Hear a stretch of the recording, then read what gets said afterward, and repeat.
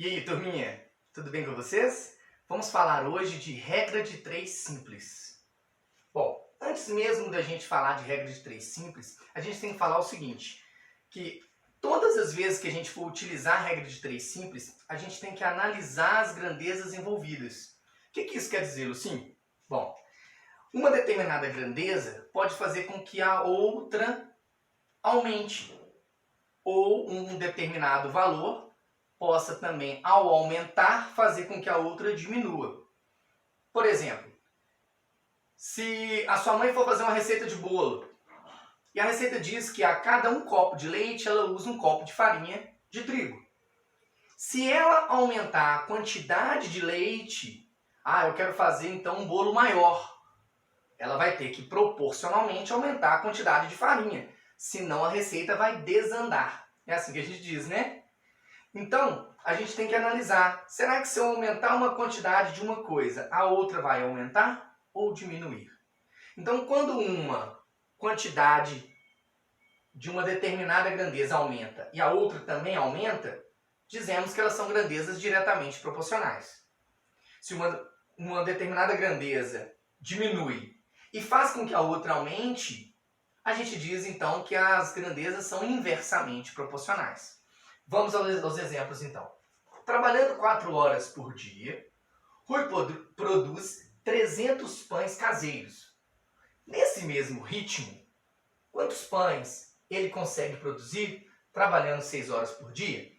Então a gente tem aí duas grandezas, né? A quantidade de horas trabalhadas por dia e a quantidade de pães que ele consegue produzir.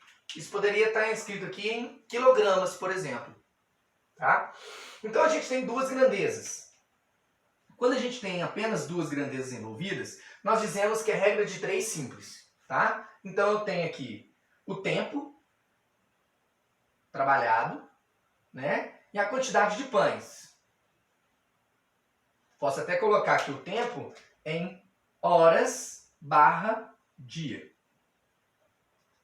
Então, se ele trabalha 4 horas, a gente usa esse sisteminha de T, colocando o nome das grandezas, ou quais grandezas estão envolvidas.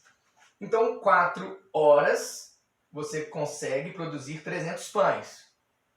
Em 6 horas por dia, se ele trabalhar 6 horas por dia, quantos pães, era a pergunta, ó, nesse mesmo ritmo, quantos pães? O X fica, então, na coluninha de pães. Então, nós vamos analisar o seguinte. Primeira coisa que a gente tem que analisar, as grandezas, diretamente proporcional ou inversamente proporcional? Bom, se ele trabalhava 4 horas por dia e fazia 300 pães, se ele aumentar a quantidade de horas que ele trabalha, ele consegue aumentar a quantidade de pães ou diminuir? Se ele aqui aumentou, X então é um número maior que 300 ou menor que 300? Maior. Se ele trabalha mais, ele consegue produzir mais. Então dizemos que é diretamente proporcional. Geralmente eu gosto de colocar diretamente proporcional na coluna que não tem o X. A gente não inverte a coluna que tem o X. Isso porque vai funcionar essa mesma regra para regra de 3 composta, quando a gente tem mais que 2 grandezas envolvidas. 3 grandezas, 4 grandezas, 5 grandezas e assim por diante. Se é diretamente proporcional, então a proporção já está pronta para ser resolvida. 4 está para 6, assim como 300 está para x. E resolvemos a proporção. Produto dos extremos igual ao produto dos meios. Então x que está dividindo 300 passa multiplicando. 4vx. 6 que está dividindo 4 passa multiplicando. 6 vezes 300. Logo, x é 6 vezes 300, 1.800, dividido por 4. Então, x é igual a 450 pães. Essa seria a nossa resposta, tá? A quantidade de pães produzidas, então, em 6 horas. Uma viagem leva 4 horas em uma velocidade média de 75 km por hora. Bom, velocidade média de 75 km por hora significa que o carro vai em média, andar nessa velocidade. Ele pode estar em momentos um pouco mais que 75, em outros momentos um pouco menos, mas em média, naquele trajeto daquela viagem, ele percorreu essa velocidade média. Então, em 4 horas, uma velocidade média de 75 km por hora. Se o motorista diminuir a velocidade média para 60 km por hora, durante esse percurso todo, qual será a duração da viagem? Então, de novo, a gente tem duas grandezas apenas. Então, a gente tem a velocidade, ou velocidade média, tá? E o tempo. Vamos colocar tempo e velocidade aqui, né? Na mesma ordem. Mas não tem problema trocar a ordem, não. O tempo da viagem, a duração da viagem e a velocidade média. Há 4 horas, ele percorreu 75, na velocidade de 75 km por hora. Pergunta-se então, se ele diminuir a velocidade para 60 km por hora, qual será a duração, qual será o tempo da viagem?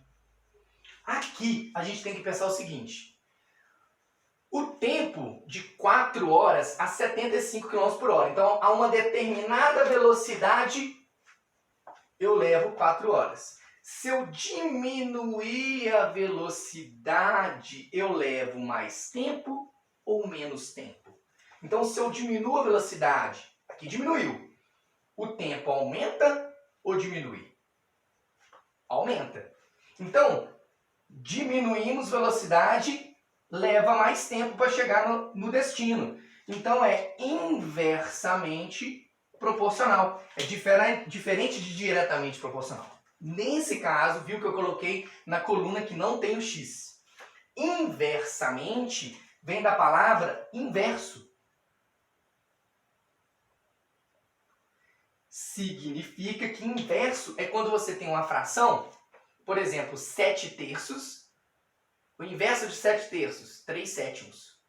Inverso de 3 sétimos, 7 terços. Então eu preciso inverter essa fração. Então a proporção correta seria 4 está para x, assim como 60 está para 75. Então a gente tem aqui o inverso. Tá? De novo, agora a gente tem uma proporção, produto dos meios é igual ao produto dos extremos. Tá? Eu vou sempre começar com o x. O x então multiplica com 60, 60 vezes x, igual a 75 vezes 4. X então é 300 dividido pelo 60, que passou dividindo. Né? Da mesma maneira que o 4 estava multiplicando, ele passa dividindo. O 60 que está multiplicando, passa dividindo. Posso simplificar? Simplifiquei. Dividindo por 10. Então, 30 dividido por 6. Então, x é igual a 5. 5 o quê, professor? 5 horas. 5 horas de viagem. Essa é a duração da viagem.